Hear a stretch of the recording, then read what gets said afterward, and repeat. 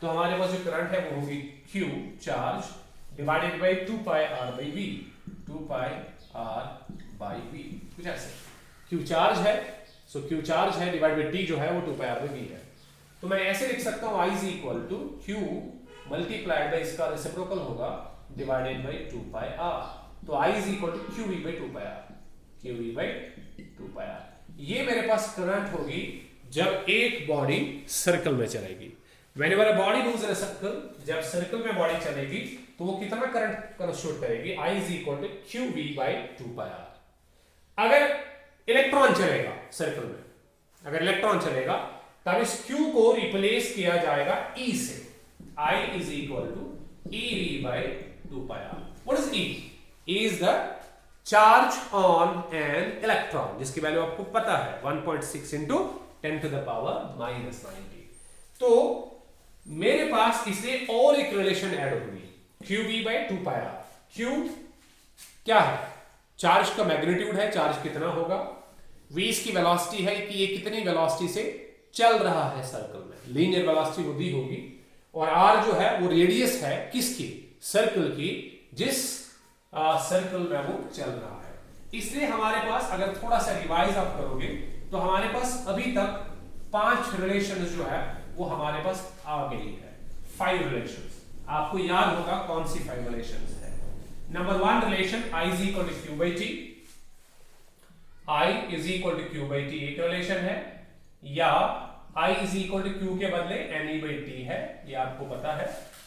दूसरी रिलेशन है average current जो delta Q upon delta T के बराबर होगी, और इंस्टेंटेनियस करंट आपके पास होगी I NST that's equal to dQ upon dt। ये हमारे पास है, ठीक। और हमने और एक रिलेशन अभी डिराइव की I is equal to QV by 2 pi R। ये रिलेशन तब यूज करेंगे हम जब हमारे पास जो चार्ज है वो सर्कुलेट करेगा इन अ सर्कल। हाँ, अब इसके बाद हमारे न्यूमेरिकल्स में कभी कभी पूछा जाता है, हमें करंट दी होती है, हमें चार्ज कैलकुलेट करना पड़ता है। हमें करंट दी होती है लेकिन चार्ज को कैलकुलेट करना पड़ता है। कुछ ऐसे हमें दिया होगा, देखो चार्ज को कैसे निकालेंगे। अब आप थोड़ा सा खुद भी सोच सकते हो। I जो है वो dQ बाई dt के बराबर है, ये I is equal to dQ by dt, ठीक है। मुझे अब करंट नहीं निकालनी, करंट मुझे दी हुई है, मुझे इस चार्ज को निकालना है, ये चार्ज। तो मैं dQ की वैल्यू निकालता हूं, इंप्लाइज dQ जो है वो I dt के बराबर होगा। dQ is equal to I dt। मुझे इसको निकालना है, Q को निकालना है, तो Q को निकालने के लिए मुझे क्या करना पड़ेगा? इस D को हटाना पड़ेगा। ये कैसे हटता है? जब हम इसको इंटीग्रेट करते हैं। तो हम इसको इंटीग्रेट करेंगे, ये क्या बनेगा? Integration of dQ is equal to integration of I dt। ये integration of dQ is equal to integration of I dt। Integral और डिफरेंशियल आपस में रेसिप्रोकल होते हैं, तो इनको हमने कैंसिल किया, तो हमें चार्ज मिला। चार्ज जो है वो इंटीग्रेशन ऑफ I dt के बराबर होगा। शाबाश। So Q is equal to integration of I dt हमें क्या देगा? This will give us what's called कि what is the charge flowing through the circuit. अगर हमें करंट दी होगी, टाइम दिया होगा, हमें दिया होगा कि एक सर्किट में, फॉर एग्जांपल इस पे हम न्यूमेरिकल्स जब करेंगे तो आपको समझ आएगा। एक सर्किट में सपोज पहले टाइम था 0, उसके बाद टाइम था 10 सेकेंड्स, ठीक। तो 10 सेकंड दिए हुए हैं 0 to 10। इसमें for example current 5 ampere flow कर रही है। आप बोलो इसमें कितना चार्ज पास हुआ होगा, तो हम यूज कर सकते हैं Q is equal to I dt। हम इसको यूज कर सकते हैं क्योंकि हमें टाइम दिया हुआ है 0 to 10 और I की वैल्यू दी हुई है फॉर एग्जांपल 5 एम्पियर। ये 5 एम्पियर नहीं दी होगी, ये कुछ और दिया होगा। सो 5 एम्पियर या करंट का वैल्यू दिया हुआ है कुछ ऐसे, I is equal to for example 5t + 6 ये दिया होगा। I की वैल्यू दी होगी और टाइम की वैल्यू दी होगी और हमें इसको कैलकुलेट करना होगा। मैंने ये क्यों लिखा है यहाँ पे? क्योंकि कुछ बच्चों ने सोचा होगा सर ने तो दोनों चीजें दी। देखो मैंने जो एग्जांपल बनाई थी, मैंने एग्जांपल ये बनाई थी, ये टाइम 0 है और ये टाइम 10 सेकेंड है, ठीक है ना।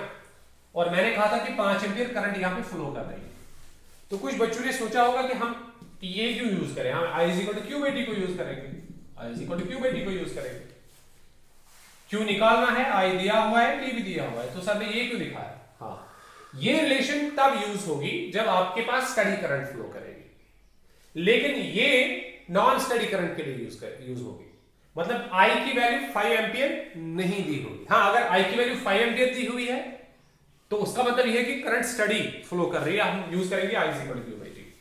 लेकिन अगर आपको कहा गया कि करंट चेंज हो रही है टाइम के साथ साथ, तो आपको दिया होगा current is equal to suppose 5t + 6, ये वेरिएबल करंट है, क्योंकि टाइम चेंज होगा 0 से लेके 10 तक, तो करंट भी चेंज होगी, ठीक, यहां से लेके यहां तक।